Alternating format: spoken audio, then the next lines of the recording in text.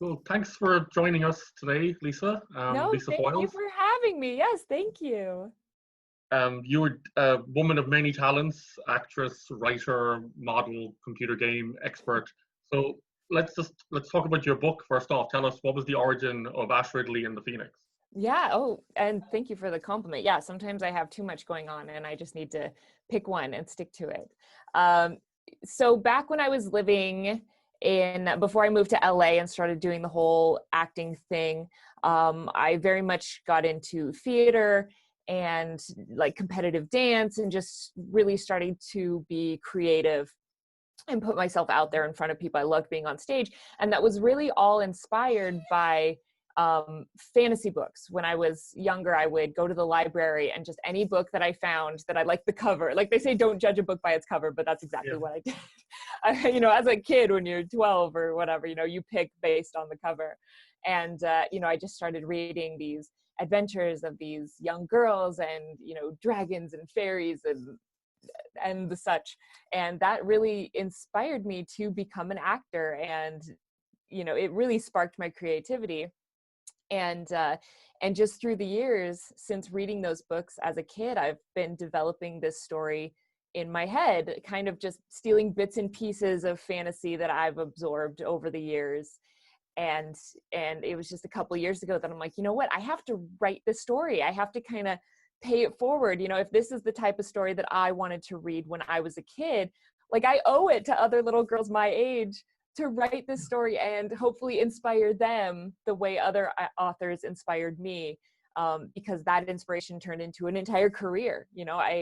Because I was inspired by these books, I booked the Nickelodeon show that I was on for 4 years, and that totally changed my life. And yeah, that gave me my interest in video games, because I love the epic adventures of, not only you get to live those stories when you play these games, now that they're so graphically enhanced, you really feel like you're there. So yeah, I really I attribute it to those books, why I have a career. So And was it sort of like almost, sorry, Steve, you go. Yeah, I was going to say in the book as well that I read the other day, which is it's very good. There's an awful lot of wonderful animals in the book. Yes.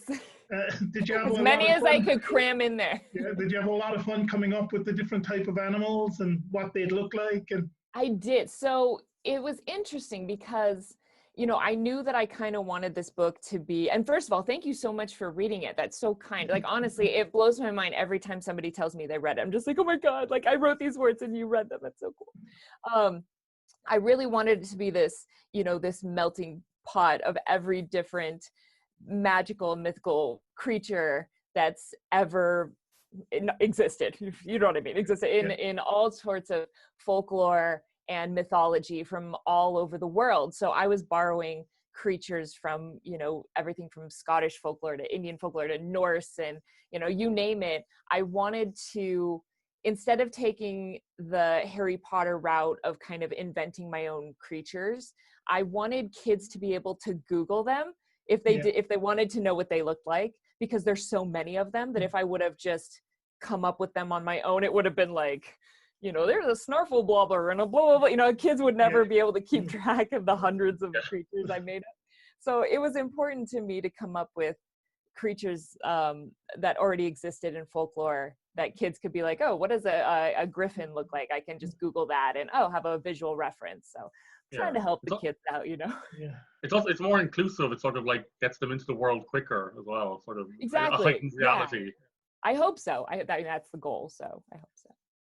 And what was the actual process like? Was it tough to sit down and actually write it? I mean, a novel is a huge undertaking. What was the actual process like there? Yeah, you're exactly right. It's a huge undertaking. It was interesting because I've explored so many different aspects of the entertainment industry. I've been, from theater to singing and songwriting and playing instruments and, on screen hosting, like you name it, like I've done it, and I have connections in all of those different, areas of entertainment, except literary. Like I actually made a video about the fact that I literally went to Google and Googled how to write a book.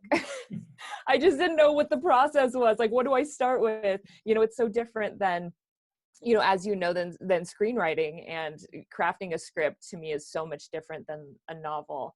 And I just use the first Harry Potter book as kind of a roadmap for how long it should be, how long the chapters should be, what type of vocabulary to use, because that's what I wanted my target audience to be, was the same demographic as the first Harry Potter book. So I spent a year outlining and researching before I ever started on the actual story. I mean, I'd write scenes here and there, and, you know, it was just kind of all over the place. And then I spent another 6 months, I believe, just putting it all together into one story, and then just edited. And thankfully, I didn't self-publish. Thankfully, I was able to get an actual book deal through Permuted Press, so they could give me an editor who knew what she was doing, and she could be like, okay, this is good, let me help you. Like, you need some help. So And there's some wonderful themes as well, I suppose, in the book for young people, in terms of that Ash herself is kind of like the outsider coming into the new school and everything like that, and how she's welcome. So I think a lot of people, young people, and you'll be able to relate to it if they feel like, you know, they're on the outside coming into a new school and that. Yeah, I love that you say that. That was actually really important to me, to make Ash not special. You know, there's so many books like Harry Potter, like Percy Jackson, like, you know, so many of these, you know, not really Lord of the Rings. I mean, you kind of, they're like the chosen one, you know what I mean? They were kind of the chosen one before they were ever born, you know, their father was such and such, or like this happened. It was very important to me that Ash was just not special in any way. And then she kind of fell into this adventure, because that's, to me, that's more relatable, because when I was a kid, I was just normal, not special kid. So that's awesome that that you pointed that out. That makes me happy. I think it strengthens the character when it's what they do that makes them special, rather than who they're related to or whatever. Yeah, I agree. Yeah. Speaking of you know, you mentioned all that, the sketch show that you started when you were younger. Do you think the fact that was like a sketch show, it had so many like different sort of emotional registers and different vibes, was like almost an acting school for you, because it was never one the same thing? Yeah, I actually have to point out, that's part of the stage. So at the end of all that episode, we had a celebrity musical guest, and they performed on that stage right there. In between the letters was neon. And so at the end, we'd come down, we'd all like dance together. So that's kind of like, that's my big memento that I kept from the show. Cause I'm like, every guest we ever had like stood on that circle. So that's pretty cool. But no, you're absolutely right. So all that was very different than any other sitcom, anything else on TV, because it was that perfect mixture of theater and television, which I love. You know, I came from theater. I was passionate about that. And I've always loved comedy. I've always leaned toward comedy. You know, I would book dramatic roles here and there, but it was comedy that I always felt at home. It always came easy to me. And yeah, that was such a blessing to be on that show for 4 years. I mean, you go to college for 4 years. So it definitely, you're right, it was an acting school for sure, because every Monday morning that script would land on my front door. Like, I'd hear it and I'd run, I'd go open my script, and I'd have, you know, between 2 and 4 characters that were radically different in every single script. So even starting at 14 years old, you know, I had to learn how to become all these different characters. You know, it's that Saturday Night Live, you know, physical comedy, you know, over the top, wigs, costumes. And yeah, I mean, that was by far the most fun show I've ever done in my life. And I miss it. In fact, they just brought the show back, because it was on for 10 years and then took a break for a while. And now it was announced that they rebooted the show, and it can't, because, you know, they're rebooting everything's coming back. And they asked me to come do 2 episodes. So I got to return to my old stomping grounds and meet the brand new cast that's carrying on the show. Because I remember when I was the new cast member, and, you know, they were asking me all these stories, like, what was your time like on the show? And, you know, it's crazy, because, you know, as you guys know, in production, you know, sometimes that turnover, you know, people only work on a show for a certain amount of time, and then, like, you never see them again. And it's just, there's so many people in the industry. I was so surprised that like half of the people that worked on my show back in the early 2000s still work on this show. So the same guy who was doing my makeup back in the day was still doing my makeup on this show, so on the reboot. So I was so blessed that I got to kind of revisit that. You know, it kind of came full circle. Certainly, you kept it alive though. With you do the YouTube videos with former cast members as well, and you tell behind the scenes stories and stuff. So you definitely kept it alive throughout the years as well. Yes, that's kind of what the people want. You know, it's like that show was so iconic that no matter what I do, people always ask about that. They always want those behind the scenes stories. And Elisa Reyes especially is a former cast member of the show, and she was my favorite cast member before I ever became an actor. When I was watching it at home, I loved her. I loved all her characters. And then fast forward to now, she's like one of my best friends. So it's kind of surreal and weird, but that's, you know, the way Hollywood works. It's weird stuff happens all the time. So. And what's that like then? Can you remember when you're like a teenager and you love the show on Nickelodeon, and then suddenly you find out you're going to be on it? Yes. So I actually have a great story about that. Yes, way back in the day, somewhere there are little cassette tapes of me and my best friend doing all that characters just in her bedroom before, like I said, before I was ever an actor, before I had any interest in that. We would sit on her bed and recreate all these characters. And then fast forward a couple years, I moved to LA, got into the industry, and my agent told me I had an audition for just a bit part on all that, just like a side character. I think I had like one line, and I freaked out. I'm like, this is my favorite show growing up. I have to book this. This is my one shot. Like, these are my dreams coming true before me. I have to book this. I did not even get a call back. I was so sad. I cried. I was distraught. You know, how could I miss an opportunity to be on my all-time favorite show? But it wasn't in the stars at that moment, because fast forward a year later, I got the call to audition to be an actual cast member, not just a bit part, be a cast member. And they did a whole nationwide search for 7 new kids. There were, I believe, 6 callbacks. So it was an intense audition process. And once we did the very final audition, I think I still had to wait like 2 months before they told me I got the role. So yeah, that was intense. But I vividly remember that moment of my mom on the phone, just like, you got it, you got all that. I'm just like, you know, that ecstasy as a child. Just, I'll never forget that great moment that has kind of set the tone for my entire career. So it's cool. And actually, you were also part of one of the most iconic episodes of Malcolm in the Middle as well, in which you got to play the female equivalent of Malcolm. Like, that's a very beloved episode, so it must be a great thing to be a part of. Yes, I mean, what are the odds that I get to do, you know, that episode out of all the episodes they did? It was funny because Frankie Muniz had been a guest star on all that on our very, very first episode that we did. So I kind of worked with him a little bit. And then when I booked the Malcolm in the Middle episode, it was just funny that now he worked on my show, and now I was working on his show as his female equivalent. And yeah, it was, I mean, it was such a funny episode when I got the script. I'm like, this is hilarious. And, you know, just Lois, I think the mom's name, Jane Kazmarek. I know her real name or her character name, but her just imagining what it would be like to have, you know, 3 girls instead of 3 boys. And now as a mom, that's extra funny because I definitely can relate to it now.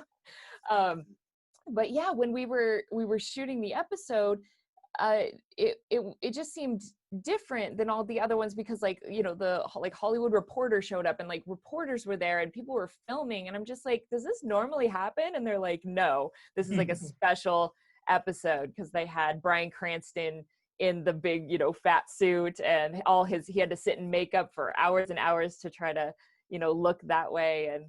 And you know, so his struggles with doing that. I mean, he was like miserable. It was so hot outside and he had all that, you know, makeup and clothes on. And yeah, so it got a lot of attention, and a lot of people have told me it's like their all-time favorite Malcolm episode.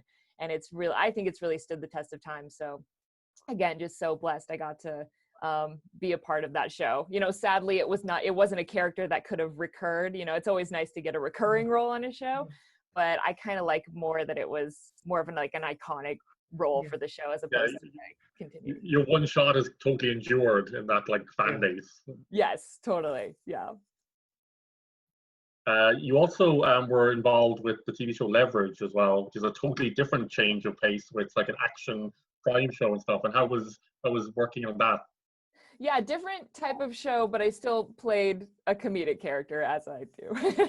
It's just it's always what I book. It's Very funny 'cause enthusiastic. huh? Your character is incredibly enthusiastic. Yes, Like in that show. very energetic. Yes. I'm often accused of being too energetic and too bubbly. Like, hey, just calm down. I'm just enthusiastic, guys.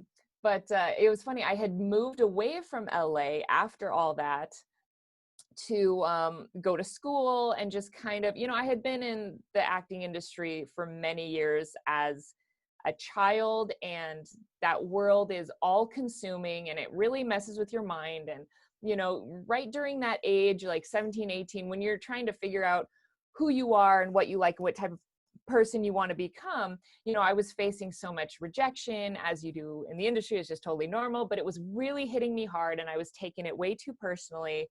There was a couple huge movies that I booked and then were taken away from me because a bigger star was attached to it. Right. So, that happened like 3 times in a row in 1 year, where I thought I booked like these blockbusters and we were like ready to sign the contracts. And then at the last minute, they're like, oh, sorry, we got such and such to play that role. So like, you're out. And I'm like, are you kidding me? And then I had to deal with seeing the billboards everywhere. And, one of them was a really popular kids TV movie. And I had to see like my own cousins wearing those t-shirts of like the girl that got my role. I'm like, are you kidding me? Like, this is ridiculous. So it was starting to get a little unhealthy for me to stay there. So I ended up leaving to go back up to Portland, Oregon, where I was born in the Pacific Northwest. And I just couldn't stay away from acting. I was like, is there an agent in this town? Like, is there any film acting in Portland? So I just, hooked up with the only agent in town. And she said that like the biggest show that ever comes through town is Leverage. That's like the only one that really is significant, and like all the actors like lose their mind when Leverage comes through town because they're like, this is our one shot to be on a legit TV show while living not in LA. And so I was like, oh, that's cool. Like, I want to audition too. So yeah, they sent me the audition. I basically booked it on the spot. And the funny story about that is I had 2 scenes when I auditioned, and they were both really funny, and I was so happy with the character. I love booking a role that you can kind of sink your teeth into. It's so hard to book roles where it's just like one line and you don't feel like you can really like get into it. But this was a great chunk of comedy, and the cast was so sweet, and it filmed right there in my hometown. I was so used to trying to navigate LA traffic to try to get to a set, and this was like 10 minutes away. I'm like, this is so nice. Like, I get to work in my hometown. And but when I got there, I saw the script that my biggest comedy scene was cut from the script. Like when I showed up, I'm like, what, are you kidding me? Like, I only get to do the one. And they're like, yeah, sorry, it was running long and blah blah blah. So I did my one scene, and I went home, and I was like a little bummed, but I was, still thankful. And then it was like a week later, I get a call on it was like a Tuesday night or something at like 9 p.m. They were like, hi, this is, such and such with Leverage. We're going to need you on set tomorrow at 7 a.m. And here's the address and blah, blah, blah. And I'm like, sorry, who is this? Like, what's going on? And then they emailed me all the information. They put my scene back in. I was like, yes. So I was blonde at the time, and I did, if I had known that this scene was coming back, I would have touched up my hair, touched up like my roots and stuff. And I obviously didn't have time because I had to be there the next morning. So I had to sit in the makeup trailer, and the makeup gals had to put paint, like as much paint as they could on like my dark roots to try to make it not look so bad, because I had no idea.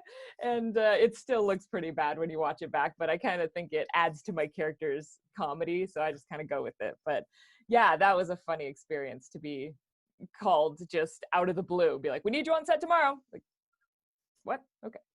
Very, very presumptuous. Yeah. And of course, as well, you do some singing as well. You enjoy singing a lot.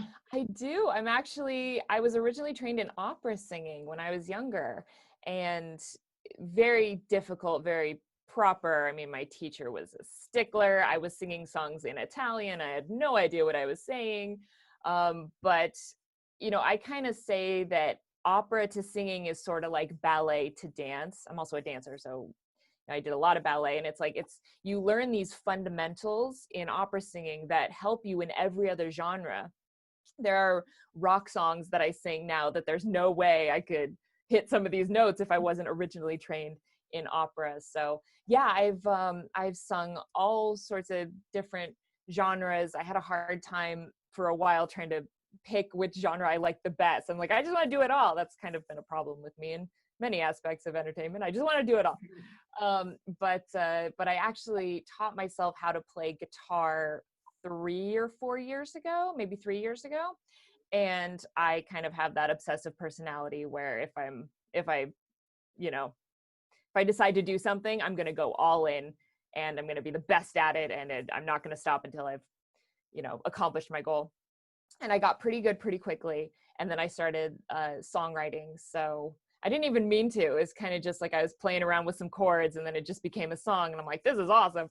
Mm-hmm. And I've been recording a lot of those as demos and working with a couple producers here in town. And I just love it. I've never really played an instrument before.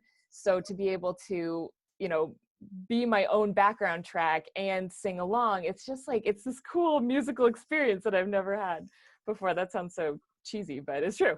Yeah. Where do you get the energy for all these myriad projects? I do not have hobbies and I do not really take breaks. I'm one of those people that the worst feeling in the world for me is feeling like the world is passing me by, or I'm not doing enough to achieve my goals and achieve my dreams. I was homeschooled growing up, and my mom basically said, if you work hard and you get your school done by noon, you can have the rest of the day to do whatever you want. So that instilled in me at a very early age self-motivation. I realized as, a kid, I'm like, hey, like if I just hunker down and don't take breaks, don't stop for snacks, just get all my work done, do it perfectly, turn it in, then I have all this free time to go play and do what I want. And my dad always worked from home, and my mom was a stay-at-home mom. And I've always worked from home. I mean, as you can see, I have my studio behind me that I do a lot of projects for people and a lot of recording and, corporate stuff. And like, I can turn around a video in like an hour, and that's just my personality. I would so much rather like do something with my free time that's furthering my career or enhancing my talent in some way than just like screw around and, I don't know, play on the computer. I don't know. It's just like, it's a personality trait. I can't explain it, but that's just me.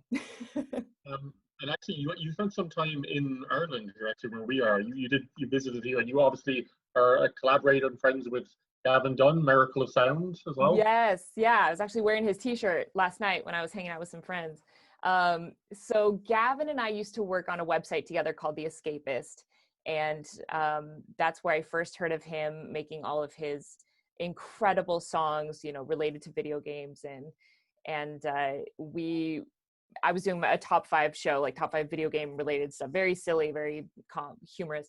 And they had an Escapist Expo where they brought all of the content creators together to meet one another. And that's where I met Gavin for the first time. And we just hit it off, and we were just instant friends. And I got to see him perform live at that expo. And ever since that experience, we've just been friends, and we talk online all the time. We did a song together called Edge of the World for the latest Tomb Raider game. And then from that, it was like a year later for the anniversary of that song, I came to Gavin and I'm like, we have to do a music video. Like, that would be so awesome. Like, we have to keep this song alive. And he was so hesitant because he doesn't like being on camera. That's not his thing. Like, he just wants to, to do the music, and that's it. And but I pulled, I'm like, no, you have to be on camera, like we have to get footage of you, like it's gonna be great. And I think in the first couple edits there was a lot more of him, and he's like, take me out. He's like, put more of you, take me out. I'm like, come on. I really had to fight with him. And ever since that, you know, it was so depressing because I really wanted to do it together. I'm like, I should like go to Ireland, like we'll film it together. It would be awesome, but it didn't work at that time. But I always promised him, I'm like, I'm gonna come visit you. Like it's gonna happen. I've always wanted to go to Ireland. And it was, I believe, 2017. Yeah, a couple years ago. I spent 2.5 weeks there. Did the triangle, like started in Dublin, went to Galway, down to Cork, back up to Dublin, and then up to Howth and Dalkey, like all over the place. We even rented a car and like tried to do that whole thing, which your roads are a little terrifying. Roundabouts are the scariest thing I've ever encountered. Different to your motorways over there. Why do your roundabouts have like 10 exits? Like, how am I supposed to make that quick judgment? Yeah, lanes bleed into other lanes. It's very tricky. I'm like, I thought LA driving was crazy. I don't know how these guys do it over here. And trying to stay on the right side of the road. We definitely got honked at many times. We got lost in a field somewhere. We were coming back from the cliffs of Moore, and we were like in the middle of nowhere. We didn't have internet signal. We did not know where we were. And we started getting the light that was like low tire pressure. And we're like, oh, great. We're going to break down in the middle of nowhere. And we somehow made it to this like tiny little gas station. And their accent, like I'm pretty good at understanding the Irish accent, and you know, even when it's pretty thick, but this was like exceptionally thick, and we could not understand for the life of us like what she was trying to tell us. She was getting frustrated with us. We're just like, we're gonna die somewhere in a field in Ireland. We don't know. But I just absolutely fell in love with the country, and Cork especially. We went out and partied with Gavin, and it was a classic night that like we didn't intend for it to be that crazy, and it got so crazy. We were falling over ourselves. Like we were drinking beers that were this big. We had a destination to go see some music, and we never quite got there because we were overserved, as I like to say. And I just had the absolute best time. And you know, every city and town we visited obviously had its own character, but I really compare Cork to my hometown of Portland, Oregon. It's just the creativity and, you know, the talent that's in Cork. I was totally blown away by some of the music that Gavin was turning me on to, and, you know, like the stuff you guys create. I mean, that's, you know, I'm totally blown away with how, you know, professional and high quality and just, you know, these amazing projects that you guys are doing with such a small team. At least it seems like it's a small team. I don't know how many people you bring in. Yeah, I mean, that's just, it's totally mind-blowing, and I'm just so impressed, and I can't wait to go back and spend more time there. So yeah. It's funny because you say that Gavin was hesitant to be on screen, but as soon as he was, so many of his fans were so happy to see him. Right? What did I tell you? And I told you so the whole time, and he's like, yeah, you're right. I'm like, damn straight, I was right. So hopefully we'll do another song at some point, because we had so much fun doing that. I wanted to ask you something. In a video that I saw of yours, you briefly touch on Aladdin on the Super Nintendo compared to Aladdin on the Genesis, or Mega Drive as we call it over here. Yes. And I never played it on the SNES, but as soon as you said it on the Mega Drive or the Genesis, I got such a nostalgic throwback as soon as you said it. And you were like, this is going to divide people. Oh, totally. So there was a couple things that made me stand out in my time of video game journalism. I say journalism because I wasn't really a journalist. I was not asking the hard-hitting questions. I was just writing comedy articles and making funny videos about video games. Did not take them seriously.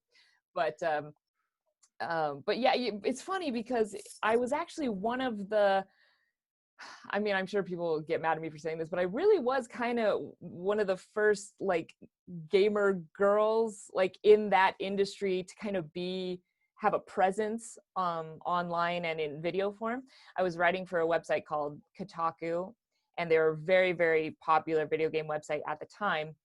And I remember going to my editor, Brian, and being like, please let me do videos about video games. Like, I'm an actor. I love being on camera. Like, please let me talk about video games, make videos for your website. And he's like, I don't know if people want to watch videos like that. And of course, now that's all people do. Like, nobody really reads articles anymore. It's all videos. But I, before any of, YouTube exploded, I was the one saying like, please let me make videos. And that's where Top 5 came from. But so a couple of things that kind of defined me as a video game personality in that world was my strong opinion about Aladdin on the SNES versus the Genesis. And I've had many people debate me, and it's just turned fun. It's like, I'm not, especially now, like, I'm not that passionate about it, but I do love debating people and be like, it had a better soundtrack and this and that. In fact, I don't even remember half the points I used to make about it, but get people heated, man. You get people heated about video games. It's fun.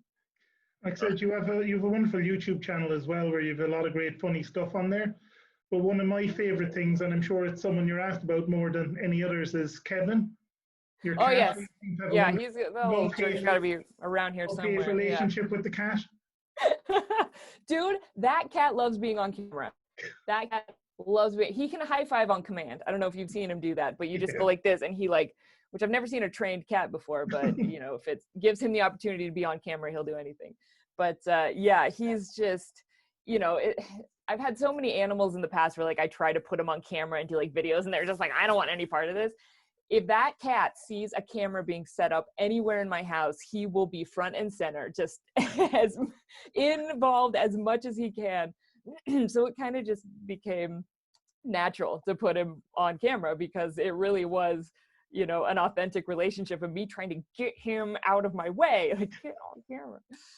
But yeah, and thank you for the kind words about my YouTube channel. I wish I could do more of it. I've just become so busy lately that I can't do the weekly video like I used to, but it's always been a great creative outlet to just make dumb videos and throw them up on there. I just keep thinking, because my cat, as soon as I try to take selfies with my cat, she is not interested. You said your cat might show up. I've been looking. Oh yeah, she's not shy. Thanks so much for taking the time to join us today. It's been fantastic chatting to you. No, thank you so much. I've really enjoyed these interviews you guys have been doing, and it's so lovely to finally, chat with you kind of in person. I'm just going to consider this in person. It's nice to meet you in person. Yeah, yeah. And we'll put up all the links for the book and that as well on the video. Awesome. So hopefully people can go and check that one out. Thank you so much. It was Thank so you. good chatting with you guys. And have a lovely rest of your day. Thank you. Yes, you too.